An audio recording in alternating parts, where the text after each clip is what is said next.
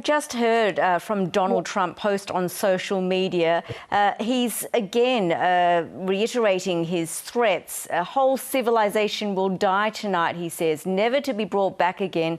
I don't want that to happen, but it probably will. And he goes on to say, now that we have complete and total regime change where different, smarter and less radicalized minds prevail, maybe something revolutionary, wonderful can happen. Who knows? We'll find out tonight. Yossi, what is Donald Trump's strategy here? Do you think these threats will really work and it'll force Iran to surrender and open the Strait of Hormuz? Well, I think attaching strategy to President Trump at the moment is very complimentary to him. I think it shows of, on the one hand, frustration. He basically committing a war crime on a huge magnitude, destroying a civilization of 3,000 years. He talks about a regime change. This hasn't happened. People within the regime have been killed, quite a few of them, including the supreme leader, Ali Khamenei, but the regime is still there. He is trying to up the ante at the moment and thinks, because he already set himself a deadline, within by 8 o'clock Eastern time, he's going to do that. So as he gets frustrated because Tehran doesn't respond the way he wants to respond, he actually tried to increase the pressure.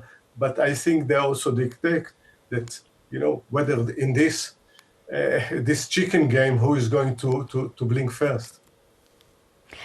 Do you think when this deadline approaches, do you think he'll make good on his threats of complete demolition of Iranian infrastructure? Can the US really take out Iran in one night, like he has said will happen?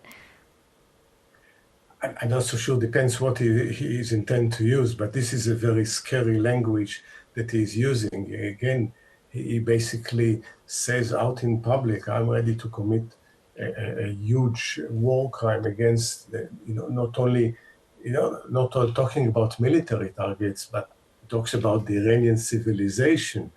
I don't know who can stop him within the international community, but I think we are in a very dangerous moment on so many levels.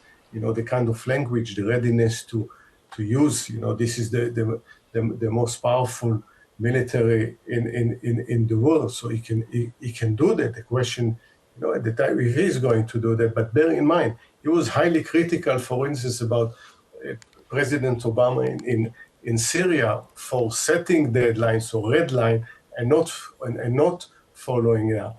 He was critical similarly on President Biden. So he basically put him in a position that it will be very difficult for him to pull back. But on the other hand, we know with Trump, it was never stopped from a U-turn. Yossi Mekelberg from Chatham House, really great to talk. Thank you so much for your time. Really appreciate it. Thank you very much.